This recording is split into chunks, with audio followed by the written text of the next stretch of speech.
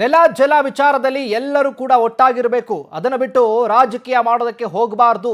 BJP ಪ್ರತಿಭಟನೆಗೆ MB Patil ತಿರುಗೇಟನ್ನು ಕೊಟ್ಟಿದ್ದಾರೆ. ನೆಲ ಜಲ ಭಾಷೆ ಅಂತ ಬಂದಾಗ ಎಲ್ಲರೂ ಕೂಡ ರಾಜಕೀಯವನ್ನು ಮರೆತು ಒಗ್ಗಟ್ಟಾಗಿರಬೇಕಾಗತ್ತೆ. ಅದನ್ನು ಹೊರತುಪಡಿಸಿ ರಾಜಕೀಯ ಮಾಡೋದಕ್ಕೆ ಹೋಗಬಾರ್ದು ಅಂತ ಬಿಜೆಪಿ ಹೋರಾಟವನ್ನು ಮಾಡ್ತಾ ಇದೆಯಲ್ಲ, ಈ ವಿಚಾರವಾಗಿ ಎಂಬಿ ಪಾಟೀಲ್ ತಿರುಗೇಟನ್ನು ಕೊಟ್ಟಿದ್ದಾರೆ. ಅವರು ಸೆಂಟ್ರಲ್ ಮಿನಿಸ್ಟರ್ ಬಳಿ ಮನದಟ್ಟು ಮಾಡಬೇಕು.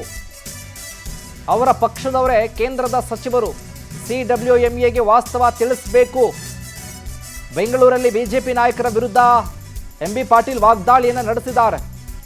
ರಾಜ್ಯದ ವಿಚಾರ ಬಂದಾಗ, ನೆಲ ಜಲ ವಿಚಾರ ಬಂದಾಗ, ಭಾಷೆ ವಿಚಾರ ಬಂದಾಗ, ನಾಡು ನುಡಿ ವಿಚಾರ ಅಂತ ಬಂದಾಗ ರಾಜಕೀಯವನ್ನು ಹೊರತುಪಡಿಸಿ ಎಲ್ಲರೂ ಕೂಡ ಒಗ್ಗಟ್ಟಾಗಿರಬೇಕು, ಒಗ್ಗಟ್ಟನ್ನು ಪ್ರದರ್ಶನ ಮಾಡಬೇಕು ಅಂತ ಹೇಳಿ ಮಾತನಾಡಿದ್ದಾರೆ.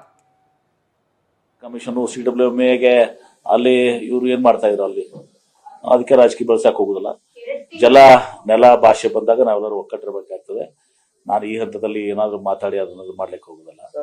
ಅವರು ಕೂಡ ಕೇಂದ್ರ ಸಚಿವರುಗಳಿದ್ದಾರೆ, MPs ಇದ್ದಾರೆ, ಎಲ್ಲರೂ ಕೂಡ ಒತ್ತಾಯ ಮಾಡ್ಬೇಕಾಗ್ತದೆ.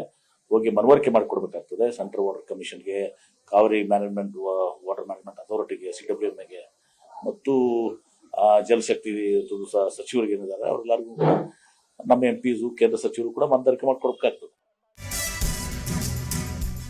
ತಮಿಳುನಾಡಿಗೆ ನೀರನ್ನು ಹರಿಸೋದಕ್ಕೆ CWMA ಆದೇಶದ ವಿಚಾರವಾಗಿ ಬೆಂಗಳೂರಿನಲ್ಲಿ ಸಚಿವ ಎಂಬಿ ಪಾಟೀಲ್ ಹೇಳಿಕೆಯನ್ನ ಕೊಟ್ಟಿದ್ದಾರೆ.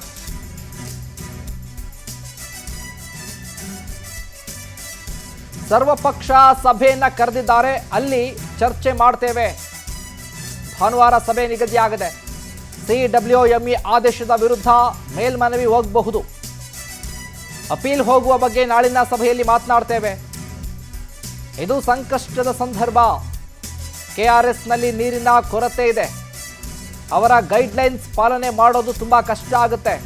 ಕುಡಿಯುವ ನೀರಿನ ಸಮಸ್ಯೆ ಆಗುತ್ತೆ ಅಂತ ಎಂಬಿ ಪಾಟೀಲ್ ಬೆಂಗಳೂರಿನಲ್ಲಿ ಮಾತನಾಡಿದ್ದಾರೆ.